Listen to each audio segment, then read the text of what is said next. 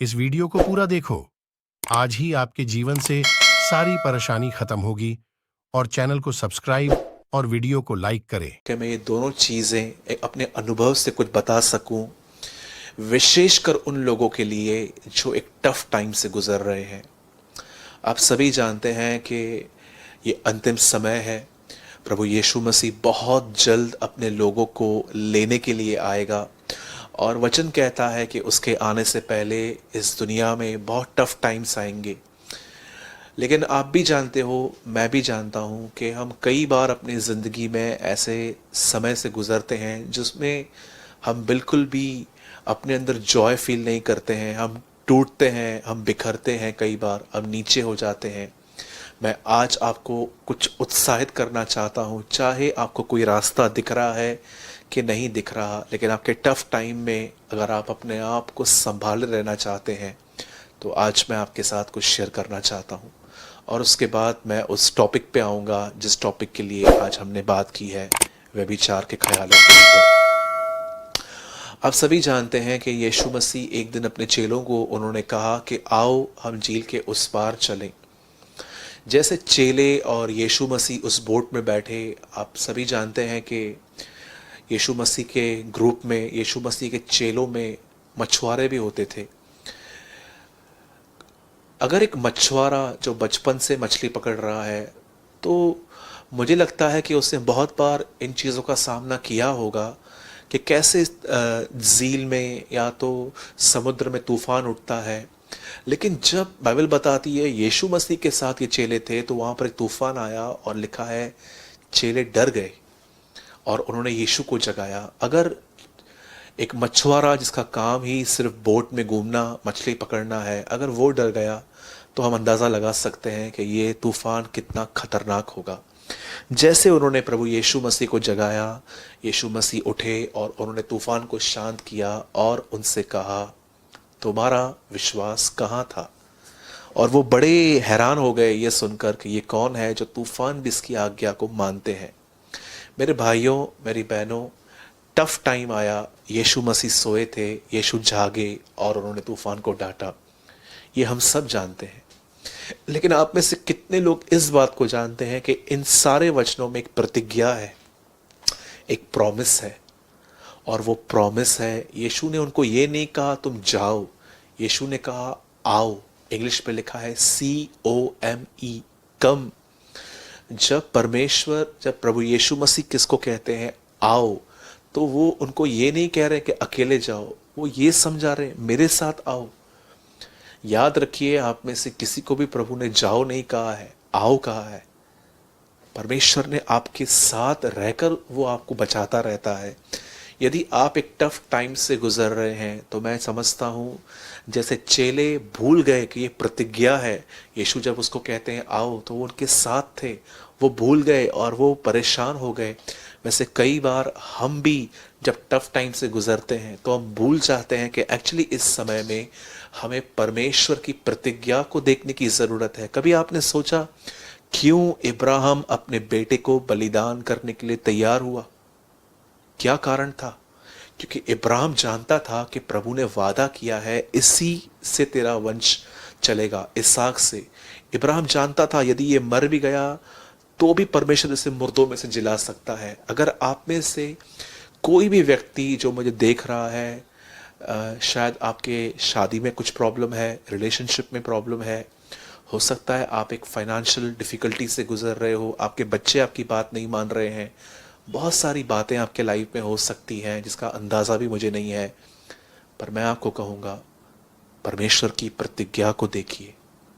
मैं आपको एक होमवर्क देता हूँ, अगर आपको समय मिलता है तो प्लीज़ कॉपी और पेन लीजिए। ये एक मेरी एडवाइस है, क्योंकि मैं एक परमेश्वर का जन हूँ, मैं आपको एडवाइस ही दे सकता हूँ, कमांड बाइबल देती है। ये मेरी जस्ट एक एडवाइस है कि अगर आपको समय है तो उठाइए बाइबल को और परमेश्वर के वचन की इस बात का पालन कीजिए। और जो कुछ भी आप परमेश्वर के वचन में पढ़ रहे हैं, प्रतिज्ञा, उसको टिक कीजिए, उसको मनन कीजिए और उस पर अपना ध्यान लगाइए। ये बहुत ज़रूरी है। इसी तरह एक व्यक्ति अपने टफ टाइम में से निकल जाता है और वो प्रभु के साथ बना रहता है। मैं विश्वास करता हूँ कि प्रभु ने आपसे बात की होगी इस छोटे से कलाम के द्वारा। अब मैं उस मुद्दे पर आना चाहता हूँ जिसके विषय में आज कल हमने अनाउंसमेंट की थी और आज इस वीडियो को हम आपके सामने लाए हैं। ये विशेष हम उन लोगों के लिए बना रहे हैं जिनको व्यभिचार के बहुत ख्याल आते हैं। मैंने इससे पहले भी एडल्ट्री के ऊपर एक वीडियो बनाया था जिसका नाम था व्यभिचार एक मीठा जहर, और काफ़ी सारे लोगों ने उसे देखा, लाखों में लोगों ने उसको देखा और कई सारे कमेंट्स आए, कई सारे लोगों ने हमें रिप्लाईज किए कि ब्रदर हाँ, ये वीडियो हमारे लिए बहुत हद तक हमारे लिए फ़ायदेमंद हुआ। आज मैं इसका ही एक सेकंड पार्ट बना रहा हूँ क्योंकि मैं जानता हूँ कि ये चीज़ें ऐसी हैं कि छोड़ने के बाद भी ये चीज़ें हमें परेशान करती हैं। और जैसे कि आपने पढ़ा होगा, जैसे कि आपने वहाँ पर पढ़ा होगा कि ख्यालों के ऊपर हम बात करने वाले हैं आज। मैं ये वीडियो 3 तरह के लोगों के लिए बना रहा हूँ। एक, जिनको पास्ट में किए गए पाप बार बार याद आते हैं। सेकंड, जिनको एडल्ट्री के थॉट्स बहुत तंग करते हैं। और थर्ड, जिनका आंखों से पाप होता है।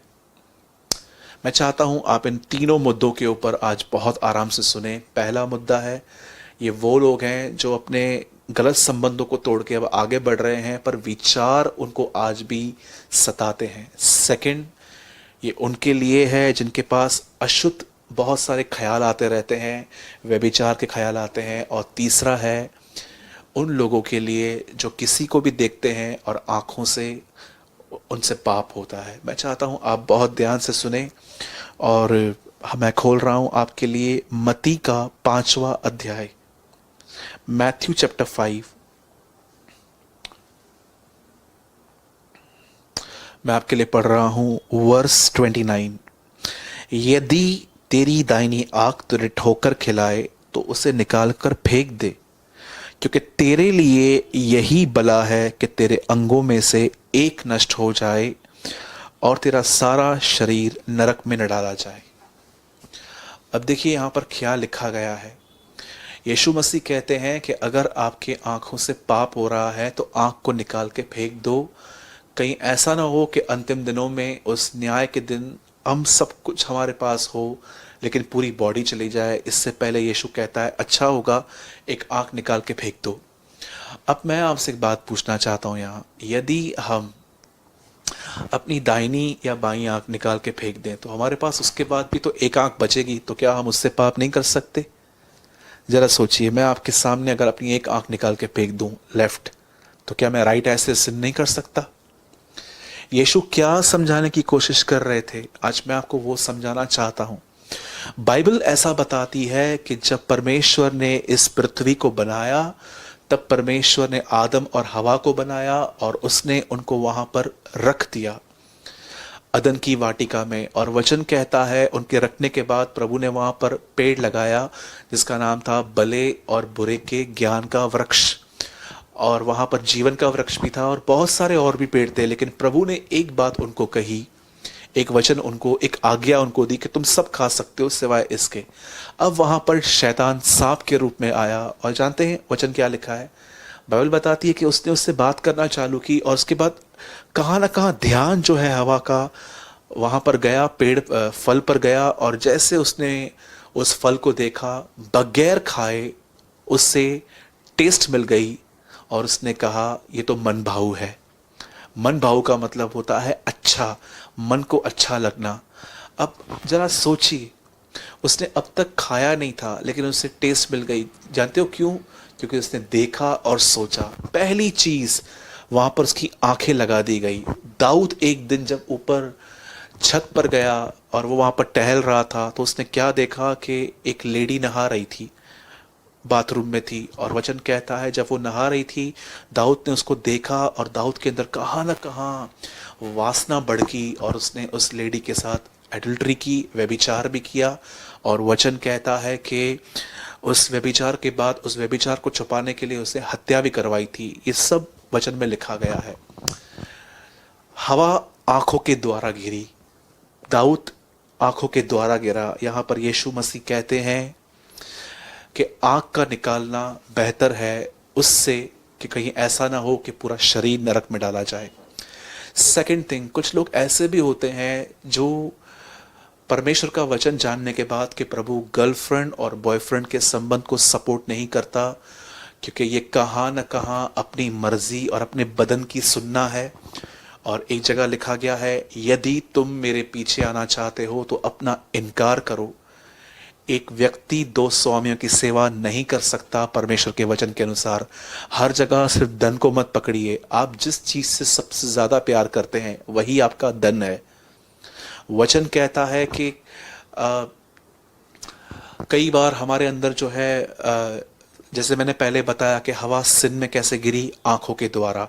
दाऊद कैसे गिरा, आइस के थ्रू। और अब सेकंड थिंग मैं आपको बताना चाहता हूं कि कई लोग ऐसे हैं जो अच्छे से वचन सुनने के बाद, वचन को समझने के बाद, जब उन्हें पता चला कि मैं गलत रिलेशनशिप में हूं और मैं जो ये कर रहा हूं ये सिर्फ मुझसे पाप करवा रहे हैं, तब उन्होंने कहाँ ना कहाँ सालों पहले उसे ख़त्म किया। लेकिन आज भी पास्ट में किए गए सिन जो हैं वो उन्हें याद आते हैं।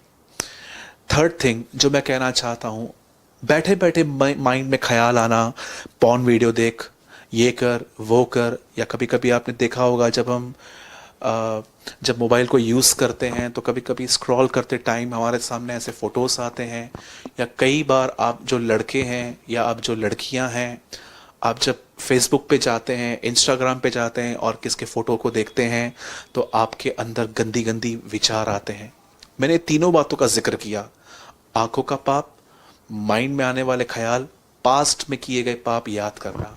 अब मुझे बताइए, अब तो हम किसी गलत व्यक्ति से भी जुड़े, किसी गलत काम से जुड़े हुए भी नहीं है। अब देख रहे हैं, अब पूरी चीज ख्यालों पे आ गई है, थॉट्स में आ गई है। अगर अभी भी कोई उस सोर्स से जुड़ा हुआ है कि व्यभिचार हो रहा है और आपको उन गंदे संबंधों को तोड़ना भी नहीं है, ख़त्म भी नहीं करना है और व्यभिचार भी छोड़ना है, तो मेरे ख्याल से आपने वो वचन ही नहीं समझा है जो पहले बताया गया था कि यूसुफ भागा था। मैं बात अब उनकी कर रहा हूँ जो सोर्स को तोड़ के बाहर आए हुए हैं। जिस जगह से व्यभिचार हो रहा था वो बाहर आ चुके हैं उस गंदे संबंध से, पर अब थॉट्स उनको तंग कर रहे हैं। चाहे आपका आंखों से पाप हो रहा है, पास्ट में किए गए पाप याद आ रहे हैं, या बैठे बैठे आपको गंदे गंदे अशुद्ध व्यभिचार के ख्याल आपको आ रहे हैं। आप कुछ देख रहे हो, उसको देखकर आपको गंदे गंदे ख्याल आते हैं। जैसे बहुत सारे लोग कहते हैं कि जब हम किसी के कपड़ों की तरफ देखते हैं तो हमें बहुत गंदे ख्याल आते हैं, चाहे भाई हैं चाहे बहन है। अब मैं आपको कुछ बताना चाहता हूं, यही एक रास्ता है कि परमेश्वर आपको आपकी थॉट लाइफ में होने वाले पाप, जो विचारों के अंदर होने वाले पाप हैं, वो उनको आपसे बाहर निकाल सकता है। पहली चीज, बाइबल ऐसा बताती है, यीशु मसीह का एक चेला था जिसका नाम था पतरस। आप जानते हैं पतरस वही व्यक्ति है जिसने यीशु से वादा किया था कि अगर यीशु के साथ बने रहने में उसके पास संकट आए और अगर उसको जेल में भी जाना पड़ा या उसे मरना भी पड़ा तो वो मर जाएगा। लेकिन आप सभी जानते हो पतरस वही व्यक्ति है जिसने यीशु मसीह का इनकार किया। 3 बार उसने यही बात कही, मैं उसे नहीं जानता, मैं उसे नहीं जानता, मैं उसे नहीं जानता। पर मैं आपको ये कहना चाहता हूं, यही पतरस जब पेंटिकॉस्ट के दिन पवित्र आत्मा से परिपूर्ण होने के बाद जब इससे प्रचार किया, तब जानते इसने क्या कहा? इसने कहा, तुमने उसे मारा है, उसका मैं गवाह हूं। आप जानते हैं, एक व्यक्ति, जैसे हम व्यभिचार में कमजोर हैं, वैसे ही पतरस डर गया था। एक व्यक्ति जो इतना कमजोर था, अचानक वो इतना बोल्ड कैसे हो गया कि उसे डर के ऊपर जय मिल गई। मैं आपको बताना चाहता हूं मेरे भाइयों, मेरी बहनों, प्रेरितों के काम में जब उनके ऊपर पवित्र आत्मा की सामर्थ उतरी, तो वो केवल पवित्र आत्मा की सामर्थ नहीं थी, वह परमेश्वर का अनुग्रह भी था जो उन्हें मिला। अगर कोई कहता है कि ब्रदर सिर्फ वो पवित्र आत्मा ही था, तो मेरा एक सवाल है। प्रेरितों के काम 20 अध्याय में अगर आप आराम से पढ़ें तो वहां पर लिखा है, यीशु ने उन पर फूंका और कहा, पवित्र आत्मा लो। जैसे परमेश्वर ने आदम में फूंका था और उसमें जान आ गई थी, वैसे ही यीशु मसीह ने आप पढ़ के देखिए, यूहन्ना के अंदर लिखा गया है, जब यीशु मसीह ने उन पर फूका तो उनको कहा, लो पवित्र आत्मा उनको मिल चुका था। लेकिन जब पेंटिकॉस के दिन वो एक मन होकर प्रार्थना कर रहे थे तो बाइबल बताती है उनके ऊपर सामर्थ आई। न केवल ये सामर्थ थी, पर ये परमेश्वर का अनुग्रह था। और जानते हैं, अनुग्रह पाने के बाद पतरस ऐसा व्यक्ति हो गया कि वो इतना बोल्ड हो गया कि उसी पब्लिक को उसने कहा, तुमने उसे मारा है जिसका मैं गवाह हूं। यदि आप में से कोई भी व्यक्ति इन गंदे ख्यालों से और आंखों के होने वाले पापों से या पास्ट में किए गए पापों से स्ट्रगल कर रहा है, आप बहुत लड़ रहे हैं, तो मैं कहूँगा लड़ने से बेहतर है परमेश्वर के करीब जाइए, ईमानदारी से उसे सब बताइए कि प्रभु, मुझे बहुत, मेरे ख्यालों में जो बातें हैं मुझे वो बहुत सताती हैं। मैं प्रार्थना करता हूँ प्रभु जी, मुझे अनुग्रह दीजिए। और अनुग्रह आपको पाप को ना कहने की शक्ति देगा, वो आपको पाप को ना कहने की ताकत देगा। पौलुस जैसा व्यक्ति कहता है, मैं जो कुछ भी हूं मैं परमेश्वर के अनुग्रह से हूं। अनुग्रह क्या है? मैं साधारण शब्दों में कहता हूं, पाप से लड़ने के लिए प्रभु की मदद, सिन से लड़ने के लिए, गंदी गंदी मेमोरी से, गंदे विचारों से लड़ने के लिए परमेश्वर की मदद को अनुग्रह कहते हैं। पौलुस कहता है, मैं जो कुछ भी हूं परमेश्वर के अनुग्रह से हूं। हर पत्री की शुरुआत जो है वो इस तरह हो रही है कि परमेश्वर की दया, उसका अनुग्रह और शांति तुम्हें मिलती रहे। मलाकी का आखिरी वचन है, मैं पृथ्वी पर सत्यानाश करने आ रहा हूं। ये ओल्ड टेस्टामेंट है, पर न्यू टेस्टामेंट का अंत जानते क्या है? परमेश्वर का अनुग्रह तुम पर बना रहे, तुम्हारी आत्मा के साथ रहे। प्रकाशित वाक्य का आखिरी वचन है। अनुग्रह उन्हें मिलता है जो ईमानदारी से खुदा के सामने जाकर उसे कहते हैं कि हाँ प्रभु, मुझे आज भी मैं भले ही शारीरिक पापों में नहीं हूँ, पर मैं अपने विचारों की ज़िंदगी में बहुत पाप करता हूँ। मुझे बहुत ख्याल आते हैं, मैं फॉल होता हूँ और फिर मैं हस्त में उनके पापों में गिर जाता हूँ। परमेश्वर आपको पतरस की तरह निकालेंगे। याद रखिएगा, पतरस का परमेश्वर हमारा परमेश्वर है। यही एक रास्ता है अपने ख्यालों से बाहर आने का। और दूसरा रास्ता है, मैंने आपको लास्ट टाइम भी बताया था, मैं आपको फिर से रिमाइंड करवाता हूँ। एक है परमेश्वर को पुकारना, और सेकंड थिंग मैं आपको बताना चाहता हूँ, वचन को कन्फेस कीजिए। शैतान से हवा ने आर्ग्यूमेंट की, यीशु मसीह ने नहीं की। यीशु वचन बोलते थे, लिखा है, लिखा है, लिखा है। गलातियों 2:20 में लिखा है, अब जो मसीह में है वे गलातियों 2:20 में ऐसा लिखा गया है, मैं मसीह के साथ क्रूस पर चढ़ चुका हूं, मैं नहीं, अब मसीह मुझ में जीवित है। मेरे भाइयों और बहनों, ये दो चीजें हैं विचारों में होने वाले पापों पर जय पाने के लिए। कुछ समय तक ये लड़ाई चलेगी, उसके बाद आप परमेश्वर के अनुग्रह से बाहर आ जाओगे और आहिस्ते आहिस्ते आप रिस्टोर हो जाओगे। वापस आपके ऊपर एक अनॉइंटिंग आएगी, एक अभिषेक आएगा, आप प्रभु की उपस्थिति में चलना चालू करोगे। अपने आप को दोष मत दीजिए कि मैंने ये क्या कर दिया, प्रभु में आने के बाद मैंने क्या कर दिया। मेरे भाइयों, मेरी बहनों, गलतियां सबसे होती हैं। आपको क्या लगता है मसीह में आने के बाद मैंने गलतियां नहीं की, मैंने पाप नहीं किया?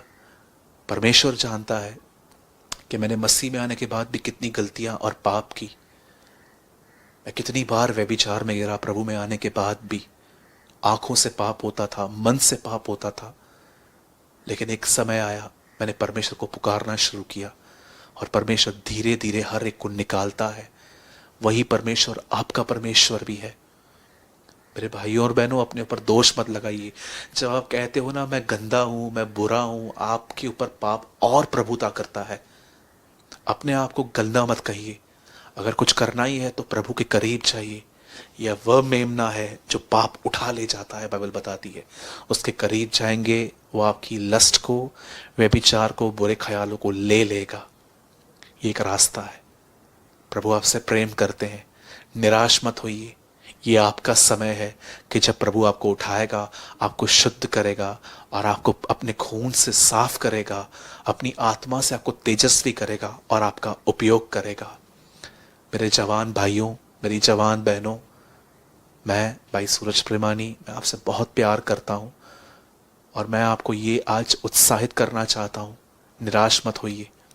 अब भी समय है, हम खड़े हो सकते हैं। परमेश्वर को आपकी आवश्यकता है, वो आपका उपयोग करना चाहते हैं।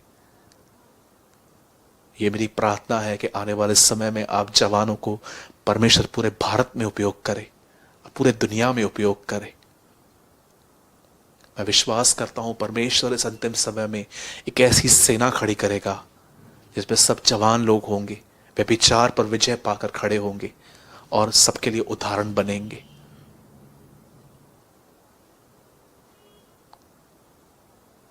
यदि आप मुझसे सहमत हैं तो मैं विनती करता हूं, आज मीटिंग पूरी होने के बाद YouTube पर ये कमेंट जरूर कीजिएगा। मैं विश्वास करता हूं कि परमेश्वर आने वाले दिनों में एक सेना खड़ी करेगा जो व्यभिचार पर जय पाकर हम दूसरों के लिए उदाहरण बनेंगी। खुदावंद आपके साथ है और वो आपसे प्रेम करते हैं। जय मसीह की। इससे पहले कि मैं इस वीडियो को समाप्त करूं, मैं आपके साथ एक सूचना के बारे में मैं आपसे बात करना चाहता हूं। जैसे कि आप सभी जानते हैं कि हमने 8 से 10 दिन पहले एक सेवा शुरू की थी जिसका नाम था आर्टिकल मिनिस्ट्री। इस सेवा के अंदर हम लोगों ने क्लियर अनाउंसमेंट की थी कि जिनको भी समस्या है, चाहे स्पिरिचुअली हो चाहे स्पिरिचुअली ना भी हो, आप हमें इस नंबर पे कांटेक्ट करते हैं। पर मुझे लगता है कि लोगों ने चर्च के नंबर पे कांटेक्ट किया है, उस नंबर पे नहीं। तो लास्ट में इस वीडियो के पूरे होने के बाद पहले आर्टिकल का नंबर आएगा और उसके बाद चर्च का नंबर आएगा, और आपको अपनी प्रॉब्लम जो है वो आर्टिकल के नंबर पे भेजनी है, क्योंकि बहुत सारे लोग चर्च के नंबर पे भेज रहे थे। और याद रखिए, कुछ लोग इस नंबर पे आर्टिकल के नंबर पे बाइबल के क्वेश्चंस पूछ रहे हैं, पर मैं आपको बताना चाहता हूँ वो जो नंबर है वो बाइबल के क्वेश्चंस के लिए नहीं है।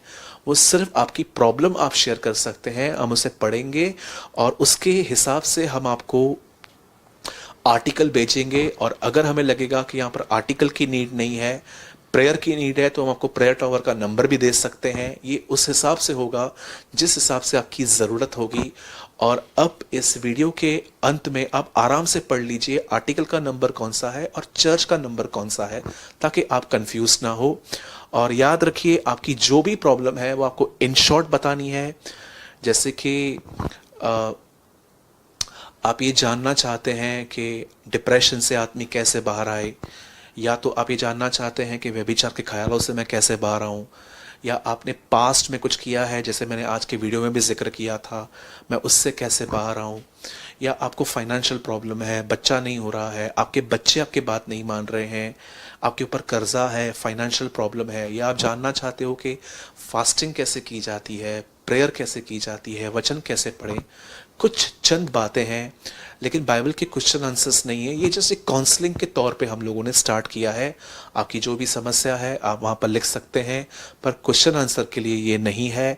और प्लीज़ मैं आपसे विनती करता हूँ, जब ये वीडियो पूरा हो जाए तो अंत में आप प्लीज़ देख लीजिए कि आपको किस नंबर पे भेजना है और आप कहाँ भेज रहे हैं। और परमेश्वर आपके साथ है और वो आपसे प्रेम करते हैं। और मैं विश्वास करता हूँ आज के वचन से आपने बहुत आशीष पाई होगी कि व्यभिचार पे हम कैसे और जय पा सकते हैं। और यदि आपने आज से वचन से ब्लेसिंग पाई है तो ज़रूर कमेंट करें, ताकि परमेश्वर के मैं आपके उन कमेंट्स को पढ़कर मैं भी आशीष पाऊँ और मुझे भी उत्साह मिले। प्रभु आपके साथ है। जय मसीह की। आप सभी को जय मसीह की। नीचे दिया गया नंबर आर्टिकल मिनिस्ट्री का नंबर है। चाहे आपकी प्रॉब्लम स्पिरिचुअली है या फिजिकली है, आप हमें नीचे दिए गए नंबर पे अपनी प्रॉब्लम हमें व्हाट्सएप कर सकते हैं। थोड़े में उसे पढ़कर हम आपको आर्टिकल भेजेंगे जिसमें परमेश्वर का वचन है, और उसे जानकर और समझकर आपको छुटकारा मिलेगा।